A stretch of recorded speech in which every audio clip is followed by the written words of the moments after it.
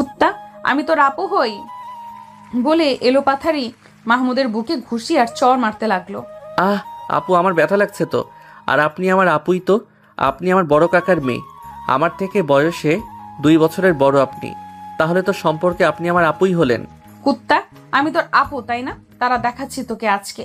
আজকে তোর একদিন কি আমার একদিন। ওপরের কথাগুলো বলে নিশাত মাহমুদকে ধাক্কা মেরে ঘাস ভর্তি মাঠের উপর ফেলে দিল।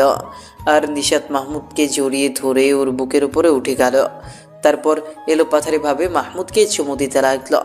এক পর্যায়ে মাহমুদ নিশাতকে ধাক্কা মেরে নিচের বুকের উপর থেকে সরিয়ে দিয়ে নিচে উঠে পড়ল। তারপর বলল, আপু, আপনি মনে হয় ভুলে যাচ্ছেন যে সম্পর্ক আমাদের মধ্যে ছিল সেটা পবিত্র সম্পর্ক ছিল, কিন্তু আপনি তখন সেটা চাননি। অথচ এখন আগের সম্পর্কটা শেষ হয়ে গেছে। এখন আপনি যেটা করতেছেন সেটাকে অবৈধ সম্পর্ক বলে, সুতরাং আপনি নিজেকে সংযত করুন। কি জন্য সংযত করব? আমি আমার বরের সাথে যা ইচ্ছা, যখন ইচ্ছা, যেখানে ইচ্ছা, যেভাবে ইচ্ছা করব, তাতে তুই নিষেধ করার কে? আর আমাকে ডিভোর্স দেওয়া, তাই না? তোর সাহস কত বড়, তুই আমাকে ডিভোর্স দিস? আর শোন, ডিভোর্স একজনের সইতে হয় না, দুইজনেরই সই লাগে। আর আমি তো সই করিনি, তাই ডিভোর্স তো হয়নি। তাই তুই এখনো আমার বর আছিস। কিন্তু আপনি ডিভোর্স পেপারে সই করেননি কেন? আপনি তো এই সম্পর্কে খুশি নন, আমাকে কখনোই ভালোবাসতে পারবেন না। আর আমি এমন কাউকে নিয়ে সারা জীবন কাটাতে চাই না যে আমাকে ভালোবাসে না। নিশাত এবার মাহমুদের চোখের দিকে তাকিয়ে বলতে শুরু করলো, একটা সময় সত্যিই তোমাকে ভালোবাসিনি, তবে এখন এই মুহূর্তে দাঁড়িয়ে তোমাকে ছাড়া আর কিছুই কল্পনা করতে পারি না। ভার্সিটির অডিটোরিয়ামে বসে বন্ধুদের সাথে একটু আড্ডা দিচ্ছিল মাহমুদ। হঠাৎ কেউ একজন এসে বলল, নিশাত আপু আসতেছে। কথাটা শোনা মাত্রই মাহমুদ এবং তার বন্ধুরা বাতাসের চেয়েও দ্রুত গতিতে অডিটোরিয়াম থেকে বের হয়ে আসলো। অডিটোরিয়াম থেকে বের হয়ে মাহমুদ সরাসরি ক্লাসে চলে গেল। আজকে সবগুলো ক্লাস করে তারপর বাড়িতে গেল। মাহমুদ অডিটোরিয়ামে আছে শুনে দেখতে এলাম, কিন্তু এখন মনে হচ্ছে যে কেউ একজন নিশ্চয়ই আমাকে মাহমুদের কথা বলে বোকা বানিয়েছে। শুধু শুধু আমি আমার ক্লাসে না গিয়ে এখানে এলাম। এখন দ্রুত ক্লাসে যাই, না হলে আমার ক্লাসে দেরি হয়ে যাবে। ভদ্র ছেলের মতো আজকে সবগুলো ক্লাস করে বাসায় ফিরেছি। বাসায় ফিরেই সরাসরি ওয়াশরুমে চলে গেলাম ফ্রেশ হতে। আমি সুহাইল মাহমুদ, সবাই আমাকে মাহমুদ বলেই ডাকে।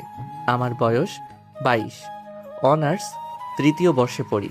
আমি পরিবারের ছোট ছেলে। আমার বড় একটা বোন আছে, তার নাম জান্নাতুল মামা। আপুকে সবাই মামা নামেই ডাকে।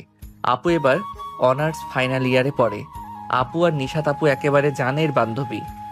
নিশাত আপুর অবশ্য আরও একটা পরিচয় আছে, উনি আমার বড় কাকার মেয়ে। আমার কাকার কয়লার ব্যবসা আছে, আর আমার আব্বু সেনাবাহিনীর মেজর পদে কর্মরত আছে। এদিকে আমার আম্মু আর বড় কাকি হলো কলেজ লাইফের বান্ধবী। আম্মু আর বড় কাকির মধ্যে খুব ভালো সম্পর্ক আছে এখনো। এই হলো আমাদের ছোট পরিবার। আমি নিশাত আপুকে খুব ভয় পাই, কারণ আমার আব্বু খুব রাগী মানুষ। আমি আব্বুকে ভূতের মতো ভয় পাই। আব্বুর মুখের উপর কোনো কথা বলি না ভয়ে। এদিকে আব্বু নিশাত আপুকে আমার পেছনে গোয়েন্দা হিসেবে নিয়োগ দিয়েছে। আর নিশাত আপুও অতি সামান্য কোনো বিষয় পাইলেও সেটা আব্বুর কাছে বিচার দেয়। আর আব্বু আমার কোনো কথা না শুনে নিশাত আপুর কথা বিশ্বাস করে আমাকে বকা দেয়। এই নিশাত আপুর জন্য আজ পর্যন্ত একটা রিলেশনও করতে পারলাম না। সেই হিসাবে আমি এখনো ভার্জিন। ফ্রেশ হয়ে নিচে এসে দেখি নিশাত আপু আর মাওয়া আপু লাইন দিয়ে আম্মুর সামনে বসে আছে, আর আম্মু ওদের দুইজনের চুলে তেল দিয়ে দিচ্ছে। আমি ওদেরকে দেখেও না দেখার ভান করে আবার আমার রুমে চলে গেলাম, কারণ আমি জানি আমাকে যদি নিশাত আপু দেখে তাহলে এমন কোনো কথা বলে দিবে বা এমন কোনো প্রশ্ন করে বসবে যে আমি নিশ্চিত আম্মু আর আপুর কাছে কেস খেয়ে যাব। আর আমি জানি যে আম্মুর কাছে কেস খাওয়া মানে সেই কথা অতি অবশ্যই আব্বুর কান পর্যন্ত চলে যাবে। আর যদি আব্বুর কান পর্যন্ত চলে যায় তাহলে তো আমার অস্তিত্ব খুঁজে পাওয়াই দুষ্কর হয়ে যাবে। এইসব কথা মনে আসতেই আবার রুমে এসে গেলাম। রুমে গিয়ে বসে বসে ভাবতে লাগলাম, এই নিশাত আপু না থাকলে আমার লাইফটা অন্যরকম থাকতো। আমার অন্য বন্ধুদের মতো আমিও একটা টুকটুকে মেয়ের সাথে প্রেম করতে পারতাম, তাকে নিয়ে বিভিন্ন জায়গায় ঘুরতে যেতে পারতাম, অনেক ভালো ভালো মুহূর্ত তার সাথে কাটাতে পারতাম। রুমে বসে এইসব চিন্তা করতেছিলাম, তখন আম্মু নিচে থেকে ডাক দিল লাঞ্চ করার জন্য। আমি নিচে নেমে লাঞ্চ করে আবার উপরে চলে আসলাম। রুমে গিয়ে কিছুক্ষণ গেম খেলে পরে ঘুমিয়ে পড়লাম। আসরের আজানের শব্দে ঘুম ভেঙে গেল। ঘুম থেকে উঠে আসরের নামাজ পড়লাম। তারপর মাঠে গিয়ে একটু খেলাধুলা করলাম। মাগরিবের নামাজের পরপরই পড়তে বসলাম। খুব মনোযোগ দিয়ে পড়তেছিলাম। হঠাৎ মনে হলো আমার রুমে কেউ প্রবেশ করেছে। আমি সেদিকে লক্ষ্য করতেই দেখি আব্বু এসেছে। আমি আরো মনোযোগ দিয়ে পড়তে লাগলাম। কিছুক্ষণ রুমের মধ্যে ঘোরাঘুরি করে আব্বু আমার পাশে এসে বসলো। আমি তারপরও কিছুক্ষণ একমনে পড়তে লাগলাম। একটা সময় আব্বু আমাকে কিছু না বলেই চলে গেল। আমিও একটানা ঈশা পর্যন্ত পড়াশোনা করলাম। ঈশার নামাজ পড়ে ড্রয়িং রুমে গিয়ে একটু বসলাম। তখন আব্বু আর আম্মু আমার সামনে বসলো। কি অবস্থা তোমার পড়াশোনার? পড়াশোনা কেমন চলতেছে? আমার অবস্থা ভালো, পড়াশোনাও ভালো চলতেছে, তবে ইদানিং একটু বেশি চাপ যাচ্ছে পড়াশোনায়। সামনের মাসের 17 তারিখ থেকে মিডিল টার্ম পরীক্ষা শুরু হবে, তাই এখন পড়াশোনার একটু চাপ যাচ্ছে বলা যায়। তাছাড়া বাকি সব ঠিকই আছে। আগামীকাল তো আপুর জন্মদিন, মনে আছে? জি, মনে আছে। আগামীকাল আমরা একটা পার্টির আয়োজন করেছি। তোমার কালকে ভার্সিটি যাওয়া লাগবে না। সকাল থেকে অনেক কাজ আছে, আমার সাথে থেকে তোমার হাতে কাজ করা লাগতে হবে। আচ্ছা, ঠিক আছে। ডিনার করে আজকে আর বেশিক্ষণ রাত না জেগে ঘুমিয়ে পড়লাম। সকালে উঠে ফজর নামাজ পড়ে জিমে গেলাম। জিম থেকে ফিরে ব্রেকফাস্ট করে অনুষ্ঠানের জায়গায় চলে গেলাম। সেখানে সবকিছু দেখে আবার বাসায় ফিরে আসলাম। লাঞ্চ করে আমি আর আব্বু চলে গেলাম অনুষ্ঠানের জায়গায়। সেখানে সবকিছু গুছিয়ে বাসায় ফিরতে ফিরতে মাগরিব ছুঁই ছুঁই অবস্থা। বাসায় এসে আমি ও আব্বু ফ্রেশ হয়ে অনুষ্ঠানের জন্য রেডি হলাম। আমার পরনে ছিল গোল্ডেন কালারের একটা ব্লেজার, সাথে ম্যাচিং জুতা, চুলগুলো জেল দিয়ে স্পাইক করা। আয়নায় দাঁড়িয়ে নিজেকে দেখে নিজেই ক্রাশ খেলাম। কিন্তু আমার উপর কোনো মেয়ে ক্রাশ খাইলেও আমার কিছুই করার নেই, কারণ এগুলো যদি নিশাত আপু একবার কোনোভাবে টের পায় তাহলে সোজা আব্বুর কানে, আর আব্বু এসব জানলে আমাকে আস্ত রাখবে না। যাই হোক, এক বালতি চাপা কষ্ট নিজের মনে দাফন করে চললাম অনুষ্ঠানের উদ্দেশ্যে। খুব সুন্দর লাইটিং এবং আয়োজনের সাথে খুবই জাঁকজমকপূর্ণভাবে আপুর জন্মদিনের অনুষ্ঠান পালন করা হচ্ছে। আমি এই সারাদিন কাজ করে খুবই ক্লান্ত ছিলাম, তাই অনুষ্ঠানের মেইন ফ্লোর থেকে বের হয়ে সামনে থাকা সুইমিং পুলের এক কোণে বসে সুইমিং পুলের পানিতে পা দুইটা ডুবিয়ে কানে ব্লুটুথ দিয়ে গান শুনতেছিলাম। আর গান শোনার সাথে সাথে নিজেও মুখে গুনগুন করে গান গাচ্ছিলাম। হঠাৎ কোনো মানুষের উপস্থিতি টের পেলাম নিজের আশেপাশে। সামনে পানিতে খুব খেয়াল করে তাকিয়ে দেখে বুঝলাম যে উপস্থিত মানুষটি কোনো পুরুষ নয়, বরং একজন মেয়ে মানুষ। আমি তার দিকে ফিরে তাকালাম মেয়েটাকে দেখার জন্য। তার দিকে তাকিয়ে দেখলাম সেটা আমার বড় আপু। কি ব্যাপার বার্থডে গার্ল, অনুষ্ঠান ছেড়ে এখানে কি জন্য? এমনি বাইরে এসেছিলাম, দেখলাম তুই এখানে বসে আছিস তাই আসলাম। তুই এত সুন্দর গান গাইতে পারিস, আগে কখনো বলিসনি তো। কই ভালো গান গাইতে পারি, একটু একটু শুনে শুনে সুর মেলাতে পারি, এই আর কি। চল, অনুষ্ঠানের সময় হয়ে যাচ্ছে। না চাওয়া সত্ত্বেও আপুর মন রক্ষা করতে এক প্রকার জোর করে ভেতরে গেলাম। ভেতরে গিয়ে দেখি অনুষ্ঠান শুরু হতে এখনো 15 মিনিট বাকি আছে। এদিকে কেক এসে উপস্থিত। তখন আপু একেবারেই অনাকাঙ্ক্ষিত একটা কাজ করে ফেললো। আপু মাইক হাতে নিয়ে ঘোষণা দিল, এই মুহূর্তে আমাদের সামনে বার্থডে স্পেশাল পারফরমেন্স নিয়ে আসছে মাহমুদ। এই কথা শোনার পরে আমার কেমন যেন আকাশ থেকে পড়ার মতো অবস্থা। আমি এটার জন্য একেবারেই অপ্রস্তুত ছিলাম না। তারপর আপুর সম্মান রক্ষার্থে আমি স্টেজে গিয়ে জুবিন নটিয়ালের হামনাওয়া গান গাইলাম। সকলের মুখের অবস্থা দেখে মনে হলো গানটা একেবারে খারাপ হয়নি। গান শেষে আপু কেক কেটে সকলকে খাওয়ালো। তারপর সকলের ডিনারের মধ্য দিয়ে আপুর বার্থডে পার্টি শেষ হয়ে গেল। আমরা সকলে বাসায় এসে ঘুমিয়ে পড়লাম। পরের দিন থেকে আমাদের সকলের জীবন ঠিক আগের নিয়মেই চলতে থাকলো। দেখতে দেখতে আমার পরীক্ষা চলে এলো। আমি পরীক্ষার আগে খুব পরিশ্রম করেছিলাম, তাই আমার আশা ছিল পরীক্ষায় ভালো ফলাফল হবে। সেই আশা নিয়েই সবগুলো পরীক্ষা দিলাম। পরীক্ষাগুলো আমার আশানুরূপ খুব ভালো হলো। পরীক্ষার পর আব্বুকে বললাম বন্ধুরা মিলে একটা ট্যুরে যাব। আব্বু আমাকে ট্যুরে যাওয়ার পারমিশন দিয়ে দিল। ট্যুরে যাওয়ার আগের দিন আব্বু এসে আমাকে 10,000 টাকা দিয়ে বলল এই টাকাটা রাখো আর ট্যুরে গিয়ে ভালোভাবে এনজয় করো। আমি পরের দিন আব্বু আম্মুর থেকে দোয়া নিয়ে ট্যুরে চলে গেলাম। আপুকে বলে দেওয়া হয়নি, পরে অবশ্য আপুকে ফোন করে বলে দিয়েছি যে আমি ট্যুরের উদ্দেশ্যে বের হয়ে গেছি। ট্যুরের গন্তব্য ইন্ডিয়া, রাজস্থান গিয়ে বিভিন্ন জায়গা প্রদর্শন করতে লাগলাম। 15 দিনের সফরের 11 দিন হয়েছে। দিনটি ছিল রবিবার। ব্রেকফাস্ট করে বের হয়েছিলাম একটা মিউজিয়াম দেখতে। সেখান থেকে রিসর্টে ফিরতে ফিরতে দুপুর হয়ে গিয়েছে। রিসর্টে ফিরে আমি ফ্রেশ হতে গেলাম, ফোনটা রুমে রেখে।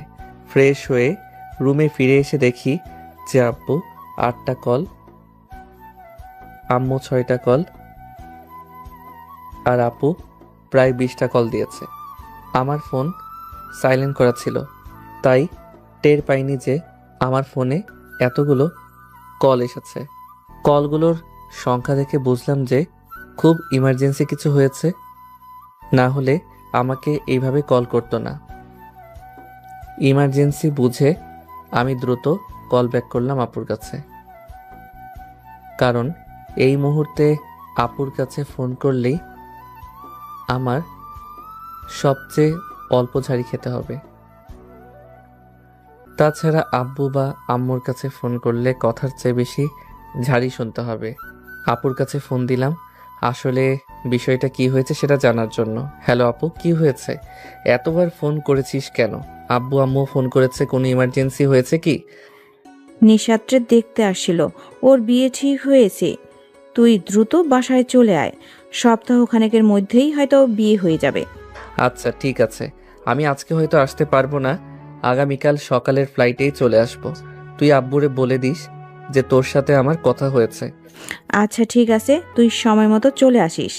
নিশাত আপুর বিয়ে ঠিক হয়েছে কথাটা শোনার পর থেকেই কেমন যেন নিজের কাছেই ভালো লাগতেছে। কারণ একবার বিয়ে হয়ে গেলে তো আর আমার পেছনে সারাদিন গোয়েন্দাগিরি করতে পারবে না। যাই হোক, সেদিন আমি আর রিসর্টে থেকে বের হলাম না, বরং আমি আমার সমস্ত জিনিসপত্র গুছিয়ে নিলাম। আগামীকাল সকালে প্রথম ফ্লাইটেই চলে যেতে হবে, সেইভাবে অনলাইনে টিকিট কেটে রাখলাম। পরের দিন সকালে বাসায় চলে আসলাম। বাসায় এসে দেখলাম যে বাড়িতে কেমন যেন বিয়ে বিয়ে আমেজ লেগেছে। বাড়িঘরের সব কিছুই নতুন করে সাজানো হচ্ছে। আপুর কাছ থেকে জানতে পারলাম যে আনুষ্ঠানিক বিয়ে এই মুহূর্তে হবে না, এই মুহূর্তে কলমা করে রেখে যাবে। আর নিশাত আপুর ফাইনাল ইয়ারের ফাইনাল পরীক্ষা শেষ হওয়ার পর আনুষ্ঠানিকভাবে বিয়ে হবে। আব্বু আম্মুর সাথে দেখা করলাম, তখন তারা তেমন কিছু বলল না। তাতে করে বুঝলাম যে তাদেরকে আপু ম্যানেজ করেছে। দেখতে দেখতে বিয়ের দিন চলে আসলো। সকলেই নিজেদের কাজে ব্যস্ত।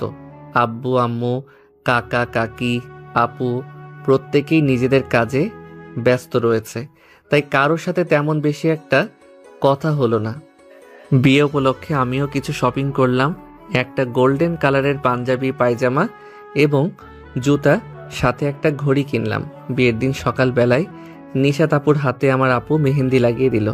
তার কিছুক্ষণ পর পার্লার থেকে মেয়েরা এসে নিশাত আপুকে সাজিয়ে দিল। লাল বেনারসি, মুখে হালকা মেকআপ, চুলগুলো খোপা করা আর খোপার চারপাশে বেলি ফুলের মালা।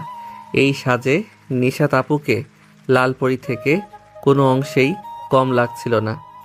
বিয়ের সময় দেওয়া ছিল শুক্রবার জুম্মার পরে। সকলে সেইভাবে প্রস্তুতি নিল। আব্বু, কাকা, আমি সকলেই গোসল করে নামাজ পড়তে যাওয়ার জন্য প্রস্তুত হলাম। এখন ঘড়িতে সময় 11:53। বরপক্ষ কত দূর আসছে সেটা শোনার জন্য কাকু ফোন দিল, কিন্তু কেউই ফোন রিসিভ করলো না। আব্বু ফোন করেছিল, তাতেও একই অবস্থা, কেউই ফোন রিসিভ করে না। নিশাত আপুর কাছে ছেলের নম্বর ছিল। যেদিন নিশাত আপুকে দেখতে এসেছিল, ছেলেকে নিশাত আপুর খুব পছন্দ হয়েছিল, তাই সেদিন তাদের মধ্যেই নিজেদের ফোন নম্বর আদান প্রদান হয়েছিল। আর সেদিনের পর থেকে বিয়ের আগ পর্যন্ত নিশাত আপু ছেলেটার সাথে চুটিয়ে প্রেম করেছে। আপু জীবনে কখনোই প্রেম করেনি আমার জানা মতে, তাই বলা যায় যে এটা আপুর জীবনের প্রথম প্রেম। আর প্রথম প্রেমের আবেগটাও একটু অন্যরকমই হয়। এটা যারা প্রেম করেছেন তারা ঠিকই জানেন। কাকি নিশাত আপুর কাছ থেকে ছেলের নম্বর নিয়ে ছেলেকে ফোন করলো। ছেলের অবস্থা আরও ভয়ঙ্কর। বাড়ির লোকের ফোনে তাও কল ঢুকতেছিল, কিন্তু ছেলের ফোন সরাসরি বন্ধ বলতেছে। এবার আমার নাকে কেমন যেন রহস্যের গন্ধ আসতে শুরু করেছে। ছেলে সহ ছেলের বাড়ির কারোর সাথে যোগাযোগ করা যাচ্ছে না। এটা নিয়ে আমাদের বাড়িতে একটা অস্বস্তি সৃষ্টি হলো। আমার এই পরিবেশটা একদমই ভালো লাগতেছিল না। তাই আমি আপুকে বলে বাসার পাশে একটা লেক আছে, সেই লেকের পাড়ে এসে বসে আছি। আমি মন লেকের পাড়ে বসেছিলাম, হঠাৎ পকেটে থাকা ফোনটা বেজে উঠল। পকেট থেকে ফোনটা বের করে দেখলাম যে আব্বু ফোন করেছে। মাহমুদ, কোথায় তুমি? আমি ফোনটা রিসিভ করলাম। আব্বু আমার ভালো লাগতেছিল না, তাই একটু লেকের পাড়ে বসে আছি। তুমি যেখানে থাকো না কেন 10 মিনিটের মধ্যে বাসায় চলে আসো, তোমার সাথে জরুরি কথা আছে। আচ্ছা আব্বু, আসতেছি। আব্বুর সাথে কথা বলা শেষে আমি সরাসরি বাসার উদ্দেশ্যে রওনা হলাম। বাসায় ঢুকে মনে হলো বাসার পরিবেশ একেবারেই থমথমে। সবাই আমাকে কেমন করে যেন দেখতেছে। মনে হচ্ছে এলিয়েনদের জগৎ থেকে কোনো এলিয়েন পৃথিবীর বুকে অবতরণ করেছে, তাই সবাই আশ্চর্য হয়ে তাকে দেখতেছে। আমি ওসব কিছু পাত্তা না দিয়ে আব্বুর রুমের দিকে গেলাম। দেখলাম আপু আব্বুর রুমের দরজায় দাঁড়িয়ে আছে। আমাকে দেখা মাত্রই আপু একটুখানি মুচকি হাসি দিল, যার অর্থ আমি কিছুই বুঝলাম না। আপুকে পাশ কাটিয়ে আমি চলে গেলাম আব্বুর রুমে। আব্বুর রুমে গিয়ে দেখি ওখানে আব্বু আম্মু কাকা কাকি বসে আছে। আমি রুমে ঢোকা মাত্রই কাকা কাকি রুম থেকে বের হয়ে গেল। আব্বু আম্মুকে রুমের দরজা আটকে দিতে বলল। এবার আমার একটু একটু ভয় লাগা শুরু হয়েছে। দরজা লাগানোর পরে আব্বু বলল, শোন, আমি আজ পর্যন্ত তোমার থেকে কোনো কিছু চাইনি। আজকে আমি বাবা হিসেবে আমার ছেলের কাছ থেকে একটা জিনিস চাইবো। আশা করি তুমি ছেলে হিসেবে আমাকে সেটা ফিরিয়ে দিবে না। আমার সাধ্যের মধ্যে হলে অবশ্যই পূরণ করব। এই বিষয়ে আপনি শতভাগ নিশ্চিত থাকতে পারেন। তোমার কি কোনো মেয়ে পছন্দ করা আছে? একটু ভয় পেল, বুকে এক বালতি সাহস নিয়ে বললাম, না, আমার তেমন পছন্দের কোনো মেয়ে নাই। নিশাত মামুনি আজকে বিয়ে হওয়ার কথা ছিল, কিন্তু ছেলে অন্য জায়গায় রিলেশন আছে। তাই আজকে সকালে ছেলে সেই মেয়েকে নিয়ে পালিয়ে গিয়েছে। এই খবরটা যখন আসে তখন তোমার কাকার অবস্থা খুবই খারাপ হয়ে গেছিল। আর নিশাত মামুনিকে লোকজন বিভিন্নভাবে কটু কথা বলছিল। তাই সেখানে আমি বড় মুখ করে বলে এসেছি যে নিশাত মামুনির বিয়ে আজকেই হবে। ছেলের প্রয়োজন আমি খুঁজে আনবো। তোমার কাকা কাকির সাথে আমি কথা বলেছি, তারা রাজি হয়েছে। এখন আমি চাই যে আজকে নিশাত মামুনির সাথে তোমার বিয়ে হোক। আব্বু কি বলেন এইসব? আমি এখনো ছোট, বিয়ের বয়স হয় নাই। আমি এখন বিয়ে করলে বউ খাওয়াবো কিভাবে? আর তার চেয়ে বড় কথা হলো, নিশাত আপু আমার চেয়ে প্রায় 2 বছরের বড়। আমি তাকে কিভাবে বিয়ে করব? আমি তাকে বড় আপুর দৃষ্টিতে দেখি, তাকে আমি কখনো সেই দৃষ্টিতে দেখি নাই। অনুরোধ সাপেক্ষে যদি আমি এই বিয়ে করতে রাজি হয়েও যাই, নিশাত আপু কি রাজি হবে এই বিয়ে করতে? তোর পড়াশোনা শেষ করে সেটেল হওয়ার আগ পর্যন্ত তোর বউ খাওয়ানোর চিন্তা তোকে করতে হবে না। আর যতদূর কথা, ছোট বড় এটা কোনো বিষয় না। এখন মেয়ে বড়, ছেলে ছোট, এমন বিয়ে অহরহ হচ্ছে। আর আমাদের সমাজে সেটা সদরে গ্রহণ করতেছে। আর দৃষ্টিভঙ্গির কথা বলতে বললে আমি বলবো, দৃষ্টিভঙ্গি পাল্টানোর সময় লাগে না। নিষেধ মামুনি তো আর তোর মায়ের পেটের বোন না, তোর চাচাতো বোন। কাল পর্যন্ত তোর বোনের চোখে দেখেছিস, আজকে থেকে বউয়ের চোখে দেখবি। আর তাছাড়া এটা তো আর স্বাভাবিক বিষয় না, দুর্ঘটনার বিয়ে। অ্যাডজাস্ট করতে একটু সময় লাগবে, কিন্তু একসময় গিয়ে সবকিছু ঠিক হয়ে যাবে। এখন বলো, তোমার কি এই বিয়েতে কোনো আপত্তি আছে? নিশাত আপু যদি রাজি থাকে তাহলে আমার কোনো সমস্যা নাই। আচ্ছা, তাহলে বিয়ের জন্য প্রস্তুতি নাও। আচ্ছা, মনে রেখো তোমাকে কিন্তু একটু সময় দিতে হবে নিশাত মামুনিকে সবকিছু আগে নিজেদের সামলে নেওয়ার জন্য। নিশাত আম্মু, তুই রাজি হয়ে যাই বিয়েতে। মামুর ছেলে হিসাবে খুবই ভালো, তোকে সারা জীবন খুব সুখে রাখবে। এখনকার সময় বয়সে ছোট বড় এই বিষয়টা কোনো ম্যাটার করে না। বিয়েটাতে রাজি হয়ে যাবো। আমি তো জীবনের প্রথম রিফাতকে ভালোবেসেছিলাম। ও আমাকে এভাবে কেন কষ্ট দিল বলতে পারো? আমি তো ওর জায়গায় আর অন্য কাউকেই বসাতে পারবো না। আর ওকেও কখনো মেনে নিতে পারবো না যদি ও ফিরে আসে। তাহলে আমার জীবনে কি হবে এখন বলো তো? তোমাদের কথা মেনে যদি এখন মাহমুদকে বিয়ে করে নেই, তাহলে ওই ছেলেটার সাথে অন্যায় করা হবে। কারণ মাহমুদকে আমি কখনোই নিজের স্বামী হিসেবে মানতে পারবো না। ওকে আমি স্বামীর কোনো অধিকারও দিতে পারবো না, কারণ আমার মনের পুরোটা জুড়ে রিফাতের বসবাস। ও আমাকে ভালো না বাসলেও আমি তো ওকে মন থেকেই ভালোবেসেছিলাম, তাই ওকে ভোলা আমার পক্ষে সম্ভব হবে না। আর রিফাতকে ভুলতে না পারলে আমি কখনোই মাহমুদকে নিজের স্বামীর জায়গায় বসাতে পারবো না। তাহলে তো ওই ছেলেটার সাথে অনধিকার চর্চা হয়ে যাবে, এটা ওর প্রতি অন্যায় হয়ে যাবে। ওরও তো একটা জীবন আছে, ওরও তো কিছু স্বপ্ন আছে। আমার জন্য কেন ও নিজের জীবন ও স্বপ্নের জলাঞ্জলি দিবে? সময় একটা বড় প্রতিষেধক আম্মু। সময় এবং পরিস্থিতি মানুষের অনেক বড় বড় আঘাতে প্রতিষেধক হয়ে ওঠে। আর তোমার এই আঘাতটা তো সেসবের বিবেচনায় একেবারেই ছোট আঘাত। এটাও সময়ের সাথে সাথে ঠিক হয়ে যাবে, তবে এটা ঠিক হওয়ার জন্য তোমাকে একটু সময় দিতে হবে। ভেঙে পড়লে হবে না। আমরা তো তোমার বাবা মা, আমরা নিশ্চয়ই তোমার খারাপ চাইবো না। তাই বলতেছি, আমাদের কথা হলো বিয়েতে রাজি হয়ে যাও, দেখবে ভবিষ্যতে অনেক সুখী হবে। আচ্ছা ঠিক আছে, তোমাদের কথায় আমি রাজি হলাম। যদি মাহমুদ রাজি হয় তাহলে, তবে আমাদের ভবিষ্যৎ জীবন কেমন হবে সেই বিষয়ে আমি তোমাদেরকে কোনো নিশ্চয়তা দিতে পারবো না। আচ্ছা ঠিক আছে, আগে দুইজনের বিয়েটা দিয়ে দেই, তারপর কি করতে হবে সেটা তখন ভাবা যাবে। এই কথার উপরেই আমার আর নিশাত আপুর বিয়ের আয়োজন করা হলো। কাজী আমাদেরকে কবুল বলতে বললে আমি নিশাত আপুর দিকে একবার তাকালাম, আর নিশাত আপু আমার দিকে একবার তাকালো। আপুর চোখে আমি অসহায়ত্ব দেখেছি। আপু আমার চোখে কি দেখেছেন সেটা উনি ভালো বলতে পারবেন। তারপর আমরা দুইজন কবুল বলে স্বামী ও স্ত্রী রূপে বিবাহ নামক এক পবিত্র বন্ধনে আবদ্ধ হলাম, যে বন্ধনে হয়তো চাওয়া পাওয়া আর আশা আকাঙ্ক্ষার জায়গা অনেক কম অথবা নেই বললেই চলে। নিজের জীবনকে এক প্রকার অনিশ্চিত ভবিষ্যতের দিকে ঠেলে দিয়ে জীবনের নতুন পথ চলতে শুরু করলাম। এখন বাজে রাত 11:54। আমি বাসার ছাদে বসে ভাবতেছি আজকে সারা দিন ঘটে যাওয়া ঘটনাগুলো। হঠাৎ দেখি আব্বু আমার পাশে দাঁড়িয়ে আছে। আমি আব্বুর দিকে ঘুরে তাকাতেই আব্বু বলল, বাবা অনেক রাত হয়েছে, এখন ঘরে যাও। তোমার সম্পর্কটা স্বাভাবিক পরিস্থিতি তৈরি হয়নি, তাই সম্পর্ক স্বাভাবিক করতে হলে প্রচুর প্রচুর সময় স্পেন্ড দিতে হবে, পরস্পরকে বুঝতে হবে, সময় দিতে হবে, সম্মান দিতে হবে। অপরদিকে মানুষটা সর্বোচ্চ পর্যায়ে যত্ন নিতে হবে। পরস্পরের অনুভূতি শেয়ার করতে হবে। তোমার সাথে থাকা লোকটার মূল্য তোমার কাছে কতটা সেটা তোকে বুঝতে হবে। তারপরে ধীরে ধীরে সম্পর্ক উন্নয়ন হবে, পরস্পরের মন একে অপরের কাছে বাধা পড়বে। আব্বু আমার সাথে সাধারণত এই ধরনের কথা বলেন না, তাই আমি আব্বুর কথাগুলো শুনে যথেষ্ট অবাক হয়েছি।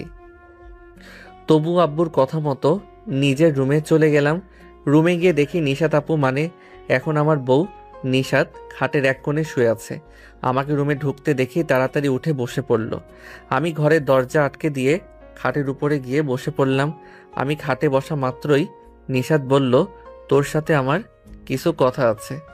দেখ মাহমুদ, বিয়েটা আমি করতে চাইনি। আমি রিফাতকে ভালোবাসি, এটা সত্যি কথা।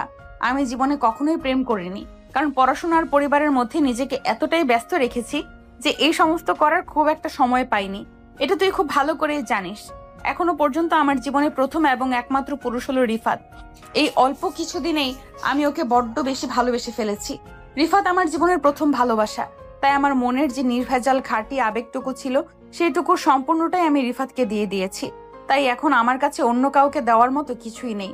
তার মানে এটা নয় যে আমি তোকে আমার স্বামী হিসেবে মানতে পারবো না। আমি তোকে আমার স্বামী হিসেবে অবশ্যই মানি। তোর আর আমার বিয়ে হয়েছে, এই বিয়েটাকে আমি সম্পূর্ণ মন থেকে মেনে নিয়েছি। যতদিন আমি এই সম্পর্কে থাকবো ততদিন এই সম্পর্কের সম্পূর্ণ দায়িত্ব কর্তব্য আমি পালন করব মন থেকে। কিন্তু আরো একটা সত্যি কথা হলো, আমার স্বামী হিসাবে আমার থেকে যে ভালোবাসাটা তোর প্রাপ্য সেটা আমি তোকে কখনো দিতে পারবো কিনা জানি না, তবে বাকি দায়িত্ব কর্তব্যগুলো আমি সব পুরোপুরি পালন করব। দেখ মাহমুদ, আমি তোকে সব বলে দিলাম যেটা আমার মনে আছে।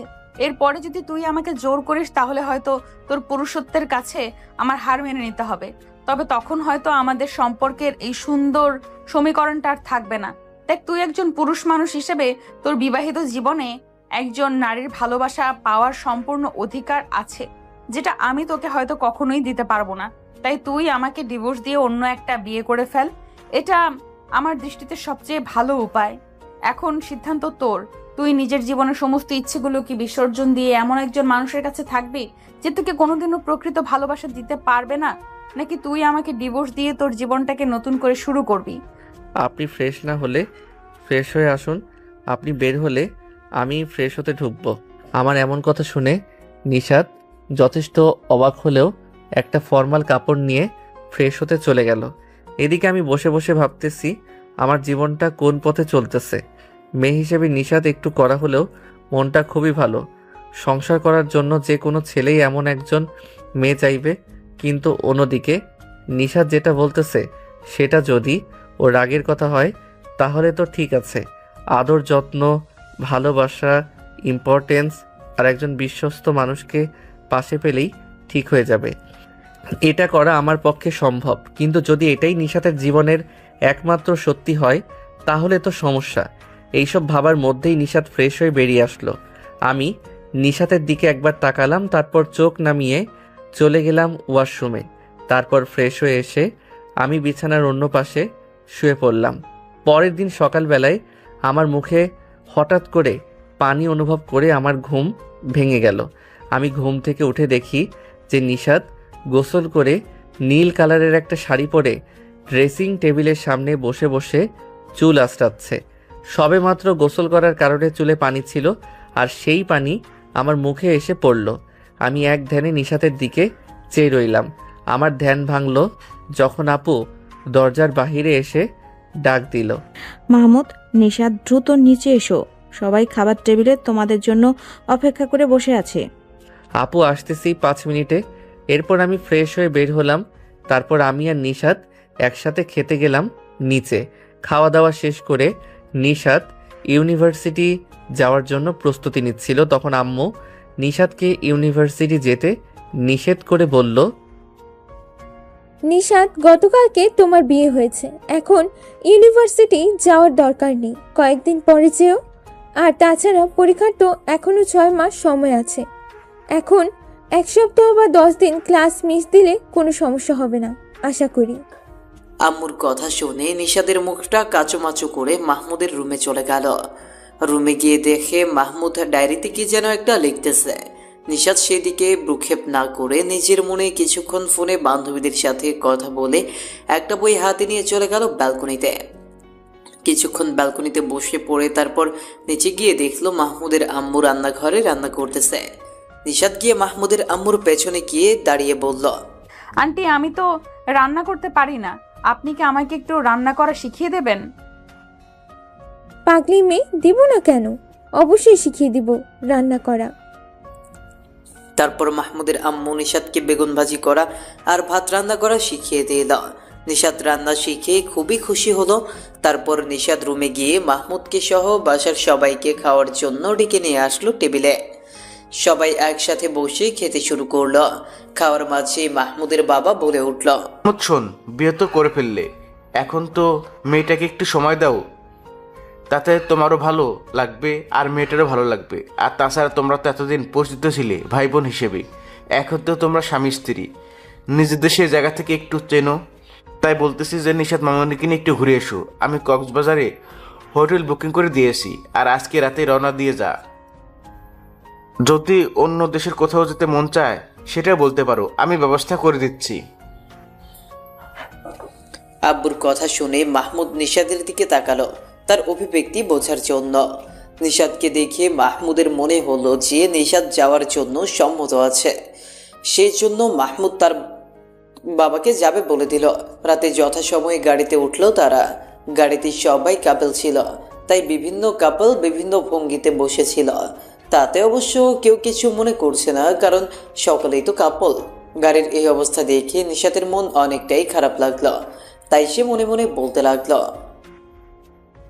আজকে যদি রিফাতের সাথে বিয়েটা হতো তাহলে আমিও এদের মতো করেই যেতাম, কিন্তু কিছু করার নেই।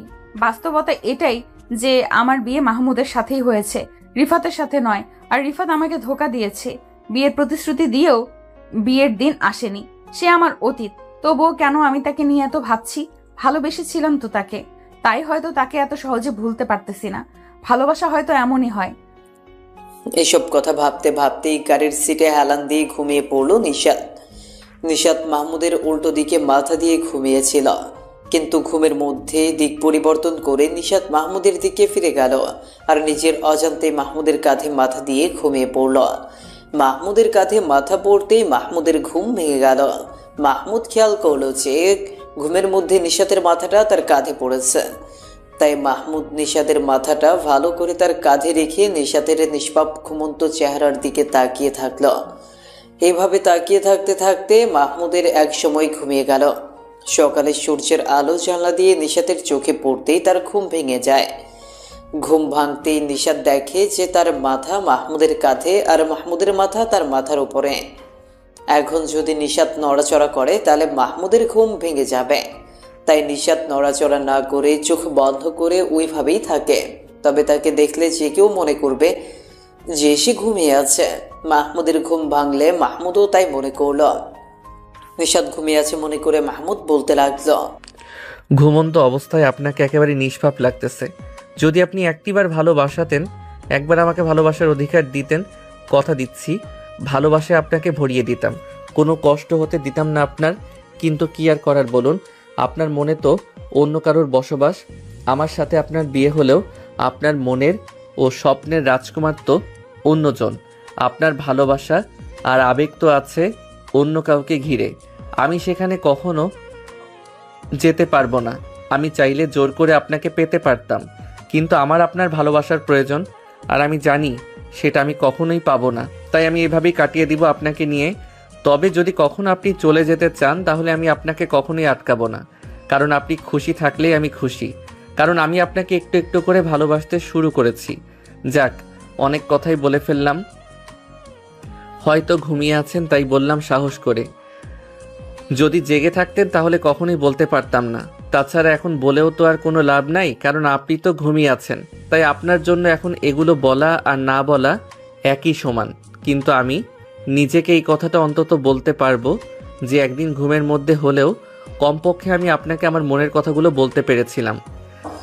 কথাগুলো বলে মাহমুদ নিশাতকে ডাকতে লাগলো। নিশাত জেগে থাকায় সব কথাই শুনেছে, কিন্তু মাহমুদ ঘুম থেকে ডাকলে নিশাত এমনভাবে উঠলো ঘুম থেকে যেন নিশাত গভীর ঘুমে আচ্ছন্ন ছিল। কক্সবাজারে পৌঁছে তারা বুকিং করা হোটেলে চলে গেল। হোটেলে ঢুকে তারা দুইজন এক এক করে ফ্রেশ হয়ে লাঞ্চ করে নিল। তারপর ক্লান্ত থাকায় রুমে গিয়ে দুজনেই ঘুমিয়ে গেল।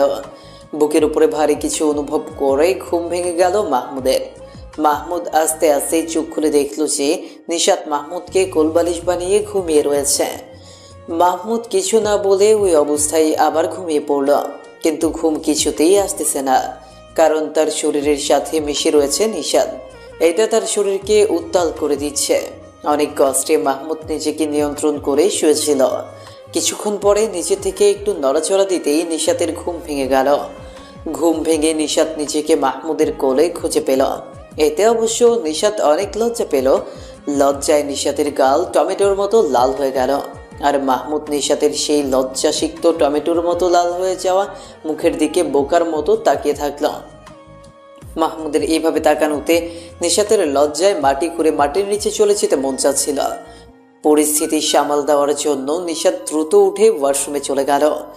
রাত হয়ে যাওয়ায় সেদিন আর বাইরে বের হয়নি তারা। পরের দিন ভোরবেলা সূর্য ওঠার অনেক আগে মাহমুদ আর নিশাত সমুদ্র সৈকতে চলে গেল। সেখানে গিয়ে তারা সমুদ্র সৈকতের ভোরের আবহাওয়া দেখল, তারপর সূর্য ওঠা দেখল। সূর্য যখন মধ্য আকাশে অর্থাৎ সকাল 12টার পরে মাহমুদরা হোটেলে ফিরে যাওয়ার প্রস্তুতি নিচ্ছিল, তখন নিশাতের সমুদ্রের পানিতে গোসল করতে মন চাইল। নিশাত মাহমুদকে কোনো কিছু না বলেই চলে গেল সমুদ্রের পানিতে গোসল করতে। মাহমুদ জানলে নিশাতকে কখনোই একা যেতে দিত না, কারণ মাহমুদ জানে যে নিশাত পানিতে সাঁতার কাটতে পারে না। একটু পরে মাহমুদ নিশাতকে যাওয়ার জন্য বললে দেখে নিশাত নেই। মাহমুদ সাথে সাথে নিশাতকে কল করলো, কিন্তু নিশাতের ফোন বন্ধ। এবার ব্যাপক চিন্তায় পড়ে গেল মাহমুদ। সমুদ্র সৈকতের বিভিন্ন জায়গায় চিল্লিয়ে চিল্লিয়ে নিশাতের নাম ধরে ডাকতে লাগলো মাহমুদ, কিন্তু কোথাও পেল না মাহমুদ তাকে। বিভিন্ন জায়গায় নিশাতকে খুঁজে না পেয়ে মাহমুদ এক জায়গায় চুপ করে মাথা নিচু করে কাঁদতে লাগলো। অন্যদিকে নিশাত সমুদ্রে নেমে গোসল করতে লাগলো। সে ছোট মানুষের মতো পানি নিয়ে খেলা করতে লাগলো। সব কিছুই ঠিক ছিল, কিন্তু হঠাৎ একটা ঢেউ সব কিছুকে আলাদা করে দিল, পাল্টে দিল কারো কারো জীবনের পুরো সমীকরণটাই। একদিকে নিশাত সমুদ্রে গোসল করতেছে, অন্যদিকে মাহমুদ বসে কাঁদতেছে। হঠাৎ করে বিকট একটা শব্দ হলো। মাহমুদ সামনের দিকে তাকিয়ে দেখে যে একটা বড় ঢেউ এসে একটা মেয়েকে ভাসিয়ে নিয়ে যাচ্ছে, আর মেয়েটা চিৎকার করতেছে। মুহূর্তের মধ্যে মেয়েটির গলার আওয়াজ শুনেই মাহমুদ বুঝতে পারলো যে মেয়েটা নিশাত। মাহমুদ দ্রুত ওখানে দুইটা লোকের সাথে নিয়ে নেমে পড়লো সমুদ্রে, কিন্তু সমুদ্রের ঢেউয়ের সাথে তাল মিলিয়ে সাঁতার কেটে উঠতে পারছিল না কেউই। ঠিক সেই মুহূর্তেই সামনে থেকে একটা স্পিড বোট আসতেছিল। সেখানে থাকা একটা ছেলে এই অবস্থা দেখে দ্রুত গিয়ে নিশাতকে উদ্ধার করে নিয়ে আসে। সমুদ্র থেকে উঠিয়ে আনার পর দেখা গেল যে নিশাত অনেকটা পানি খেয়ে ফেলেছে, সেই জন্য অজ্ঞান হয়ে গেছে। মাহমুদ দুই হাত দিয়ে কিছুক্ষণ ধরে পেট চেপে অনেকটা পানি বের করে ফেলল, তবুও জ্ঞান ফিরল না। বাধ্য হয়ে নিশাতকে শ্বাস প্রদান করলো মাহমুদ। তারপর একটা সময় গিয়ে নিশাতের জ্ঞান ফিরল। জ্ঞান ফিরে নিশাত নিজেকে মাহমুদের কোলের মধ্যে শো অবস্থায় পেল। কিছুক্ষণ পর যখন নিশাতে একটু সুস্থ হয়ে উঠল, তখন তাকে নিয়ে হোটেলে ফিরে এলো মাহমুদ। সেদিন রাতে মাহমুদ নিশাতের অনেক কেয়ার করে। হাতে পায়ে গরম তেল মালিশ করে দেওয়া থেকে শুরু করে খাবার নিজের হাতে খাইয়ে দেওয়া, তারপর ঘুমানোর সময় মাথায় হাত বুলিয়ে দেওয়া এবং ঘুম পাড়িয়ে দেওয়া। এমনকি এই ঘটনার পরে আর একদিন ওখানে ছিল ওরা। এই সময়ের মধ্যে এক গ্লাস পানিও ঢেলে খেতে হয়নি নিশাতকে। সব কিছু মাহমুদ করে দিছে। মাহমুদের এই কেয়ার করাটা নিশাতের অনেক ভালো লাগলো। এমনকি আস্তে আস্তে নিশাত নিজেও মাহমুদের প্রতি দুর্বল হয়ে পড়তেছিল, কিন্তু নিশাত কিছুতেই এটা বুঝতে চাচ্ছিল না যে নিশাত দিন দিন মাহমুদের প্রতি দুর্বল হয়ে যাচ্ছে। কারণ এটা মেনে নিলে তার প্রথম ভালোবাসাকে সে ভুলে যাবে। তাই নিশাত সিদ্ধান্ত নিল যে সে মাহমুদকে অ্যাভয়েড করে চলবে। এইদিকে কক্সবাজার থেকে আসার পর থেকে নিশাত নিয়মিত মাওর সাথে ইউনিভার্সিটিতে যায়। ইউনিভার্সিটির সবাই এখন জানে যে মাহমুদ আর নিশাত স্বামী স্ত্রী। নিশাত বলতে না চাইলেও মাওয়া সবাইকে বলে দেয়। এভাবেই চলতেছিল মাহমুদ নিশাতের সংসার। মাহমুদ প্রতিনিয়ত নিশাতকে বিভিন্নভাবে নিশাতের প্রতি তার ভালোবাসার কথা বোঝাতো, কিন্তু নিশাত বুঝেও সেগুলো অ্যাভয়েড করত। তবে মাহমুদের বিশ্বাস ছিল যে একদিন নিশাত ঠিকই বুঝবে। এভাবেই তাদের বিয়ের 3 মাস পার হয়ে গেল। ইদানিং মাহমুদের নিশাতকে নিয়ে একটু সন্দেহ হয়, কারণ শেষ কয়েকদিন যাবৎ মাহমুদ খেয়াল করে যে নিশাত তার সাথে কার সাথে যেন কথা বলে খুব আস্তে আস্তে। তাও আবার যখন মাহমুদ রুমে থাকে না তখন। যদি কোনো সময় মাহমুদ রুমে চলে আসে তাহলে দ্রুত ফোন কেটে লুকিয়ে ফেলার চেষ্টা করে। এই কাজটা যথেষ্ট সন্দেহপ্রবণ হলেও মাহমুদ কিছুই মনে করেনি, কিন্তু একদিন তার সন্দেহ সত্যি হয়ে যায়। মাহমুদ বাসা থেকে বের হয়েছিল কোনো একটা কাজে। রাস্তায় মাহমুদ দেখে যে নিশাত অন্য একটা ছেলের বাইকের পেছনে বসে কোথা যেন যাচ্ছে। কৌতূহল বশত মাহমুদ তাদের পিছু নিল। মাহমুদ দেখলো যে ছেলেটা নিশাতকে নিয়ে একটা পার্কে ঢুকল। মাহমুদ পার্কের মধ্যে ঢুকে নিশাদের কাছে ছেলেটাকে দেখে অবাক হয়েছিল, কারণ নিশাদের সাথে ছেলেটি ছিল রিফাত, যে তাকে বিয়ের দিন একা রেখে চলে গিয়েছিল। মাহমুদের মাথায় যেন আকাশ ভেঙে পড়ল, পায়ের নিচ থেকে মাটি সরে গেল। মাহমুদ সেখান থেকে চলে এলো তাদের কোনো কথা না শুনেই। সেদিন মাহমুদ অনেকক্ষণ যাবৎ কেঁদেছিল, কিন্তু ভেতরে ভেতরে সে নিজের মনকে শক্ত করেছে এবং নিশাতকে মুক্তি দেওয়ার সিদ্ধান্ত নিয়েছে। আর এই কারণেই সে নিশাতকে অ্যাভয়েড করা শুরু করলো। এদিকে মাহমুদের হঠাৎ পরিবর্তনের কারণ বুঝতে পারল না নিশাত। এখন আর আগের মতো পাগলামি করে না, জোর করে নিশাতের উপর অধিকার খাটায় না, খুব প্রয়োজন না হলে নিশাতের সাথে কথাও বলে না। এটা নিশাতকে ভেতরে ভেতরে পুড়িয়ে মারতে শুরু করে। নিশাতও আগ বাড়িয়ে কিছু বলতে পারে না, কারণ সে নিজেই এই সম্পর্কটাকে পূর্ণ মর্যাদা দেয়নি। তাই নিজে থেকে কোনো কিছু জিজ্ঞেস করতে পারে না মাহমুদকে। আর তাছাড়া সেও তো মাহমুদকে অনেক অ্যাভয়েড করেছে, অনেক অবহেলা করেছে। তাই সব কিছু চিন্তা করে নিশাত আর কিছু বলতে পারে না। অবশ্য নিশাত আস্তে আস্তে মাহমুদের প্রতি দুর্বল হয়ে পড়তেছে, এটা সে নিজেও একটু বুঝতে পারে, কিন্তু স্বীকৃতি দিতে চায় না। কিন্তু সে মাহমুদকে ঠকাতে চায় না, তাই সে রিফাতকে সবশেষ একবার দেখা করার জন্য ডাকে। এদিকে নিশাত বাথরুমে ছিল আর ফোন ছিল বিছানার উপর। এই সময় মাহমুদ রুমে ঢোকে আর নিশাতের ফোনে একটা মেসেজ আসে। কৌতূহলবশত মাহমুদ মেসেজ ওপেন করে দেখে, বুঝতে পারে যে নিশাত আজকে বিকেলে রিফাতকে পার্কে ডেকেছে গুরুত্বপূর্ণ কথা বলার জন্য। মাহমুদ ওদের দুজনকে আজকে হাতে নাতে ধরার পরিকল্পনা করলো, তাই যথাসময় নিশাত আর রিফাত ছাড়াও তৃতীয় একজন ব্যক্তি মাহমুদ সেখানে উপস্থিত হলো। মাহমুদ অবশ্য লুকিয়েছিল। মাহমুদ নিশাত আর রিফাতকে দেখতেও পারতেছিল আর ওদের কথা শুনতেও পাচ্ছিল, কিন্তু ওরা দুইজন মাহমুদকে দেখতেও পাচ্ছিল না। বলো নিশাত, কি হয়েছে? এত জরুরি ভিত্তিতে ডাকলে কেন? দেখো, তোমার ওয়াইফ সন্দেহ করেছিল আমার আর তোমার কোনো সম্পর্ক তৈরি হয়েছিল কিনা, তাই তুমি আমার কাছে এসেছিলে যেন আমি তোমার ওয়াইফের কাছে বিষয়টা ক্লিয়ার করে দেই। আমি বিষয়টা তোমার ওয়াইফের কাছে ক্লিয়ার করে দিছি। আমার মনে হয় এখন আমাদের মধ্যে এই সম্পর্কের ইতি টানা উচিত। যদি আমাদের মধ্যে এখন কোনো সম্পর্ক নেই, আমরা দুইজনই এখন বিবাহিত, তাই আমাদের উচিত একমাত্র আমাদের পার্টনারের সাথেই কমিটেড থাকা। তাই আমি চাই আজকের পর থেকে যেন আমাদের আর কোনোদিন দেখা না হয়। আচ্ছা, যদি তুমি চাও তবে তাই হবে, কিন্তু তুমি আমাকে একটা কথা বলো, তুমি কি মাহমুদকে ভালোবাসো? না, আমি মাহমুদকে ভালোবাসি না, আর কখনো ভালোবাসবো কিনা জানি না, কিন্তু অনিচ্ছা সত্ত্বেও যখন সম্পর্কে জড়িয়ে গেছি তখন দায়িত্ব পালন অবশ্যই করতে হবে। তাই আজ এখানেই আমাদের শেষ দেখাও কথা। আচ্ছা ঠিক আছে, তুমি ভালো থেকো, তাহলে আমি আসি। এই কথা বলে যখনই রিফাত চলে যাওয়ার জন্য হাঁটা ধরলো, ঠিক সেই মুহূর্তেই মাহমুদ চলে এলো রিফাত আর নিশাতের সামনে। হঠাৎ মাহমুদকে এখানে দেখিয়ে ওরা দুজনেই চমকে উঠল। ওরা দুজনেই মাহমুদকে আসল ঘটনাটা কি সেটা বোঝানোর চেষ্টা করতে লাগলো, কিন্তু মাহমুদ কারো কোনো কথা শুনল না, বরং নিশাতের দিকে এক পলক তাকিয়ে সেখান থেকে চলে গেল। নিশাত ভাবলো বাসায় গিয়ে মাহমুদকে বিষয়টা বুঝিয়ে বলবে। এদিকে ওখান থেকে মাহমুদ বাসায় ফেরার সময় নিশাত আর রিফাতের কথাগুলো নিয়ে ভাবতে লাগলো মাহমুদ। তাতে করে সে খুশি আর দুঃখী দুটোই হলো। খুশি হলো এটা ভেবে যে নিশাত তাকে ঠকাতে চায়নি, তাই নিজে থেকেই রিফাতকে ডেকে সব কিছু শেষ করে দিচ্ছে। আর দুঃখ এটা ভেবে যে নিশাত এই সম্পর্কটাকে এখনো দায়িত্ব মনে করে, এটা ভেবে। তাহলে গত 3 মাসে নিশাতের মনে মাহমুদ নিজের জন্য একটুখানি জায়গাও তৈরি করতে পারেনি। নিশাতের এই কথাটাই মাহমুদ আরও স্পষ্ট হয়ে গেল যে নিশাতকে মুক্তি দেওয়ার যে সিদ্ধান্ত সে নিয়েছে সেটা ভুল নয়। তাই মাহমুদ চূড়ান্ত সিদ্ধান্ত নিয়ে নিল যে মাহমুদ নিশাতকে ডিভোর্স দিয়ে দিবে। বাসায় গিয়ে সে রুমে বসেছিল। একটু পরে নিশাত বাসায় এসে রুমে ঢুকলো। মাহমুদ রুম থেকে বেরিয়ে গেল। নিশাত আর মাহমুদকে বিষয়টা বোঝাতেই পারল না। তারপর রাতে মাহমুদ বালিশ নিয়ে নিচে শুয়ে পড়ল।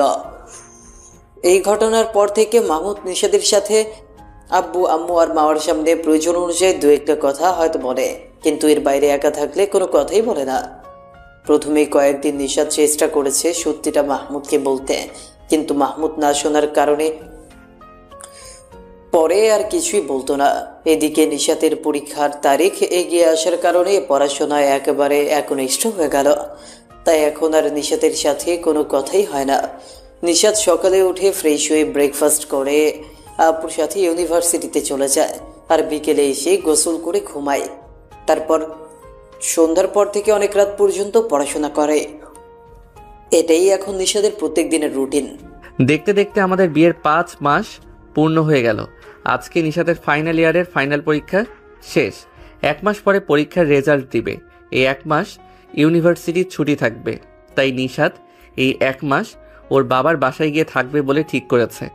আম্মু যেতে দিতে না চাইলেও আমি জোর করে পাঠিয়ে দিলাম, কারণ আমাদের সম্পর্কের সমীকরণটা ঠিক আগের জায়গায় রয়েছে। একটুও উন্নতি হয়নি আমাদের সম্পর্কের, কেননা নিশাত এখনো পর্যন্ত জানে না যে সেদিনের রিফাত আর নিশাতের ঘটনাটার আসল সত্যি আমি জানি। নিশাত যদি এটা জানতে পারতো তাহলে হয়তো আমাদের সম্পর্কটা একটু ভালো হতে পারত। নিশাত এখনো ভাবে যে ওই দিনের জন্য আমি তাকে ঘৃণা করি, তাই তার সাথে কথা বলি না, তোকে অ্যাভয়েড করি। কিন্তু তাকে অ্যাভয়েড করার আসল কারণ সে নিজেও জানে না, আর আমি তাকে নিজের থেকে কখনো জানাতে চাইও না। আমি তাকে মুক্তি দিব সিদ্ধান্ত নেওয়া সত্ত্বেও কেন যেন মাঝে মধ্যেই আমার নেওয়া সিদ্ধান্ত থেকে সরে আসতে মন চায়। কেননা এই 5টা মাসে আমি একটু একটু করে নিশাতকে ভালোবেসে ফেলেছি। সে আমার হবে না জেনেও আমি তাকে ভালোবেসে ফেলেছি।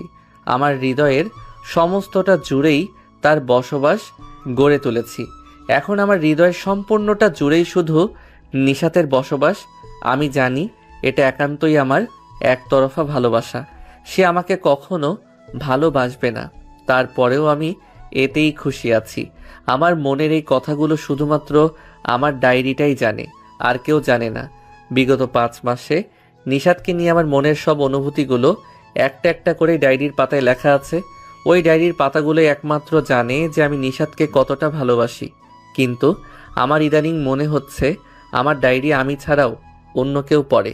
কিন্তু প্রশ্ন হলো, এই অন্য কেউ কে যে আমার ডায়েরি পড়ে?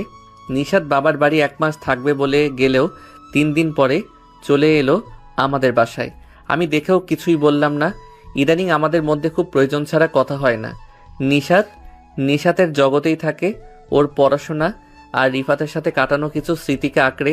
আর আমি 1 মাস আগে সেনাবাহিনীর মাঠে দাঁড়িয়েছিলাম। সেখানে আব্বুর পরিচিত অফিসার থাকাতে চাকরিটা পেতে আমার খুব বেশি কষ্ট করতে হয়নি। আমাদের ট্রেনিংয়ের ডেট দিয়েছে 1 মাস পরে। আমি এখন চিন্তায় পড়ে গেলাম যে নিশাতকে কি করা যায়, কারণ বিগত 5 মাসে আমার কোনোভাবেই আমার মনে হয়নি যে আমার প্রতি তার কোনো অনুভূতি জন্ম নিয়েছে। তাই আমি সিদ্ধান্তহীনতায় ভুগছিলাম। এভাবে আরও 15 দিন চলে গেল।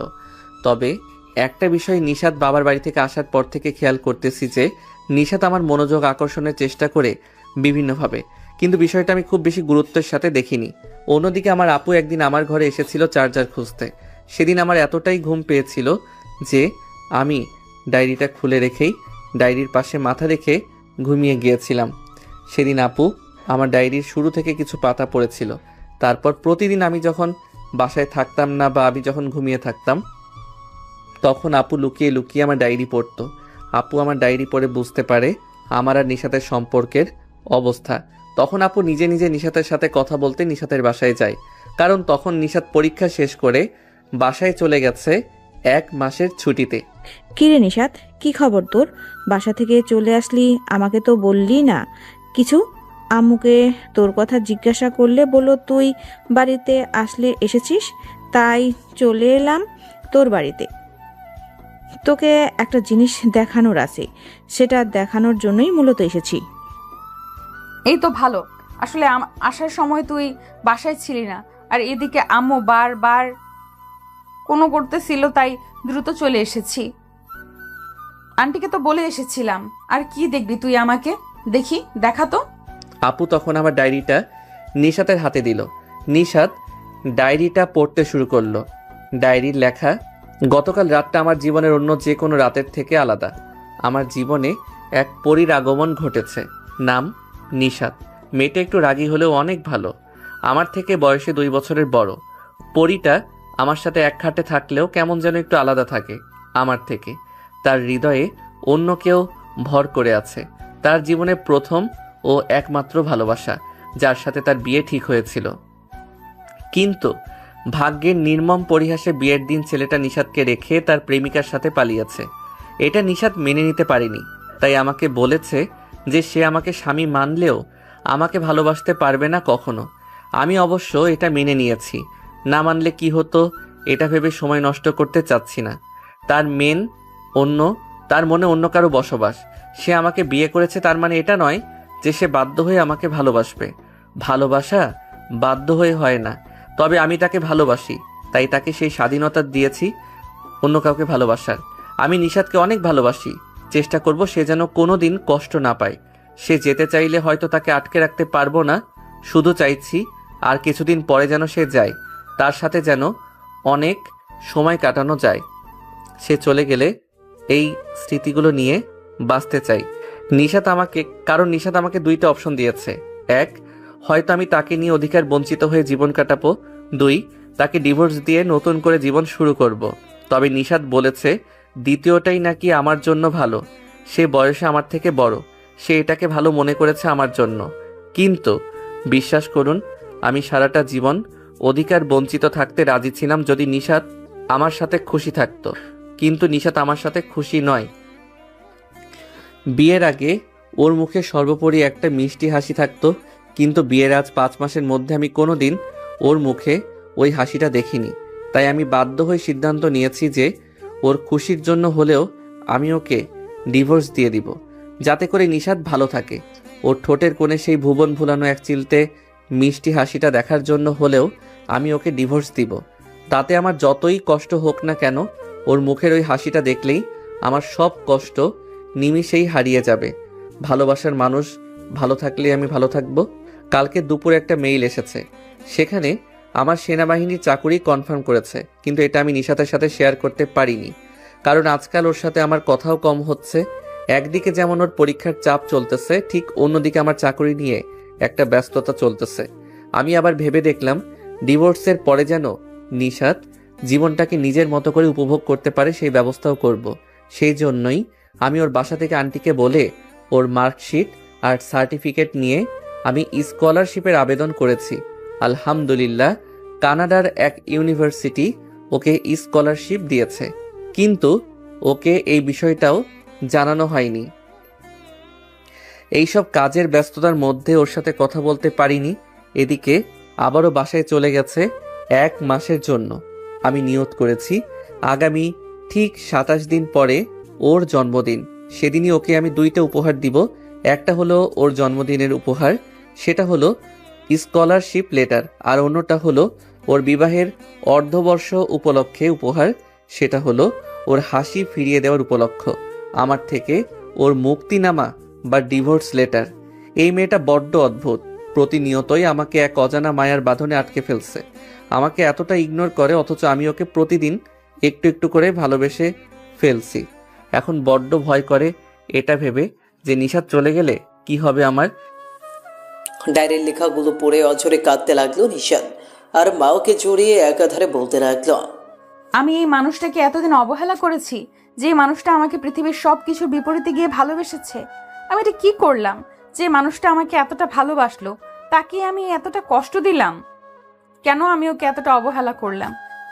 অতিরিক্ত কাদার কারণে নিশাত অজ্ঞান হয়ে গেল। মাওয়া নিশাতকে বিছানায় শুইয়ে দিয়ে চোখে মুখে পানির ছিটা দিয়ে জ্ঞান ফেরালো।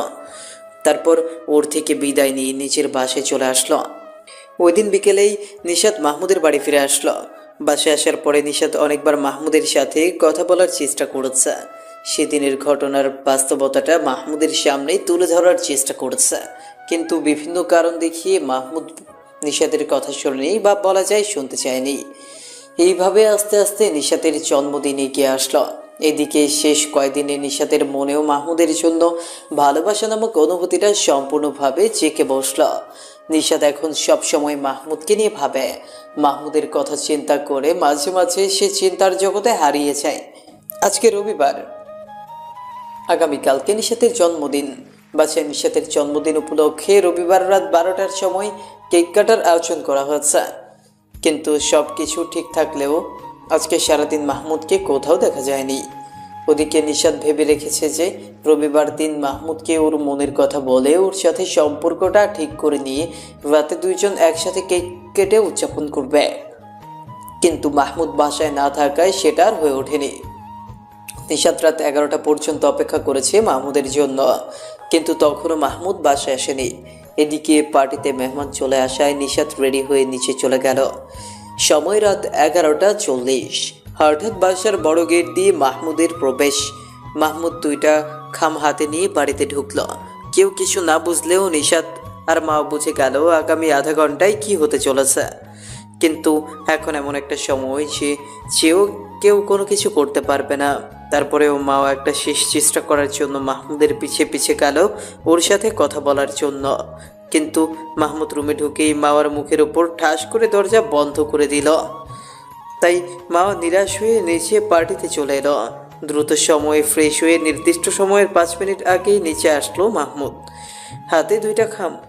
এই 5 মিনিটেও মাহমুদের সাথে কথা বলার চেষ্টা করেছে মাওয়া, নিশাত দুজনেই, কিন্তু মাহমুদ নিজেকে মেহমানদের সাথে কথা বলতে ব্যস্ত রেখেছিল।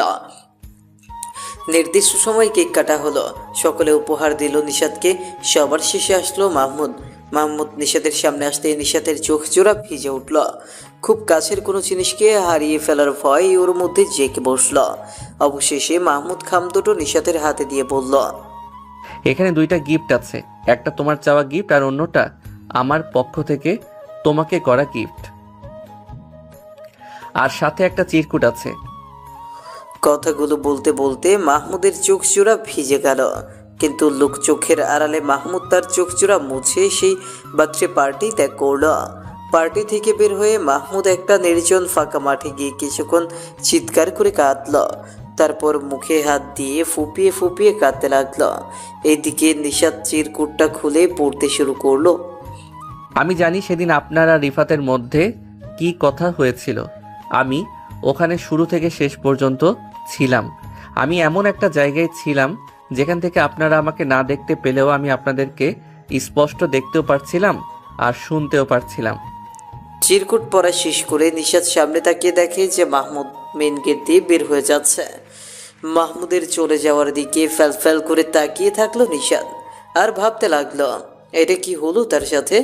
অবশ্য এটা তো হওয়ারই ছিল তার সাথে, কিন্তু সে তো সব কিছু ঠিক করে নিতে চেয়েছিল, তাহলে কেন সে একটা সুযোগ পেল না? এইসব ভাবতে ভাবতে অঝরে কাঁদতে লাগলো নিশাত। নিশাতের অবস্থা দেখে মাওয়া তাকে পাঠিয়ে দিল মাহমুদকে খুঁজে বের করে ওর সাথে কথা বলে সব কিছু মিটিয়ে নিতে। নিশাত মাহমুদকে খুঁজতে খুঁজতে একটা ফাঁকা মাঠে গাছের নিচে মুখে হাত দিয়ে ফুপিয়ে ফুপিয়ে কাঁদতে দেখতে পেল। নিশাত গিয়ে একেবারে মাহমুদের পেছনে গিয়ে বসল। ছেড়ে যখন যেতেই পারবে না তাহলে ছেড়ে চলে এলে কেন? কে কে কে? এ কি নিশাত আপু? আপনি এখানে? নিশাত মাহমুদের মুখে আপু ডাক শুনে বলল, কুত্তা, আমি তোর আপু হই বলে এলোপাথারি মাহমুদের বুকে ঘুষি আর চড় মারতে লাগলো।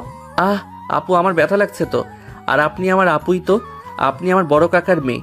আমার থেকে বয়সে 2 বছরের বড় আপনি। তাহলে তো সম্পর্কে আপনি আমার আপুই হলেন। কুত্তা, আমি তোর আপু তাই না? তারা দেখাচ্ছি তোকে আজকে। আজকে তোর একদিন কি আমার একদিন। অপরের কথাগুলো বলে নিশাত মাহমুদকে ধাক্কা মেরে ঘাস ভর্তি মাঠের উপর ফেলে দিল, আর নিশাত মাহমুদকে জড়িয়ে ধরে ওর বুকের উপরে উঠে গেল। তারপর এলোপাথারিভাবে মাহমুদকে চুমু দিতে লাগলো। এক পর্যায়ে মাহমুদ নিশাতকে ধাক্কা মেরে নিচের বুকের উপর থেকে সরিয়ে দিয়ে নিচে উঠে পড়ল। তারপর বলল, আপু, আপনি মনে হয় ভুলে যাচ্ছেন যে সম্পর্ক আমাদের মধ্যে ছিল সেটা পবিত্র সম্পর্ক ছিল, কিন্তু আপনি তখন সেটা চাননি। অথচ এখন আগের সম্পর্কটা শেষ হয়ে গেছে। এখন আপনি যেটা করতেছেন সেটাকে অবৈধ সম্পর্ক বলে, সুতরাং আপনি নিজেকে সংযত করুন। কি জন্য সংযত করব? আমি আমার বরের সাথে যা ইচ্ছা, যখন ইচ্ছা, যেখানে ইচ্ছা, যেভাবে ইচ্ছা করব, তাতে তুই নিষেধ করার কে? আর আমাকে ডিভোর্স দেওয়া, তাই না? তোর সাহস কত বড়, তুই আমাকে ডিভোর্স দিস? আর শোন, ডিভোর্স একজনের সইতে হয় না, 2 জনেরই সই লাগে। আর আমি তো সই করিনি, তাই ডিভোর্স তো হয়নি। তাই তুই এখনো আমার বর আছিস। কিন্তু আপনি ডিভোর্স পেপারে সই করেননি কেন? আপনি তো এই সম্পর্কে খুশি নন, আমাকে কখনোই ভালোবাসতে পারবেন না। আর আমি এমন কাউকে নিয়ে সারা জীবন কাটাতে চাই না যে আমাকে ভালোবাসে না। নিশাত এবার মাহমুদের চোখের দিকে তাকিয়ে বলতে শুরু করলো, একটা সময় সত্যিই তোমাকে ভালোবাসিনি, তবে এখন এই মুহূর্তে দাঁড়িয়ে তোমাকে ছাড়া আর কিছুই কল্পনা করতে পারি না। আমার এসব উচ্চ ডিগ্রি চাই না, আমি সারা জীবন তোমাকে ভালোবাসতে চাই। আমি আর তুমি মিলে ছোট্ট একটা সংসার গড়ে তুলতে চাই। আমি তোমার ছেলেমেয়ের মা হতে চাই। তোমার জীবনের সর্বক্ষেত্রে আমি আমার অধিকার বাস্তবায়ন করতে চাই। সর্বোপরি আমি একান্তই তোমার হয়ে থাকতে চাই। দেবে কি আমাকে এই অধিকারটুকু? পূরণ করবে কি আমার এই চাওয়াটুকু? নিশাতের মুখে এই কথাগুলো শুনে মাহমুদ কেমন একটা ঘোরের মধ্যে চলে গিয়েছিল। তার ঘোর কাটলো আকাশের মেঘের গর্জনে। আকাশ থেকে বৃষ্টি পড়া শুরু হয়েছে। মাহমুদ নিশাতের দিকে 2 হাত প্রসারিত করে দিল। নিশাত দৌড়ে এসে মাহমুদের বুকে নিজের আশ্রয় খুঁজে নিল। মাহমুদ ও নিশাত পরস্পরকে এতটাই শক্ত করে আঁকড়ে ছিল যে মনে একে অপরের সাথে মিশে যাচ্ছে। ঠিক এ অবস্থায় বৃষ্টি পড়ার গতি বেড়ে গেল। 2 জনের শরীর বৃষ্টির পানিতে ধুয়ে যেতে লাগলো, সাথে ধুয়ে দিল তাদের পূর্বের সকল খারাপ স্মৃতিগুলো। এই মুহূর্ত থেকেই শুরু হলো মাহমুদ আর নিশাতের পূর্ণ ভালোবাসাময় পরিণয়ের এক নতুন অধ্যায়।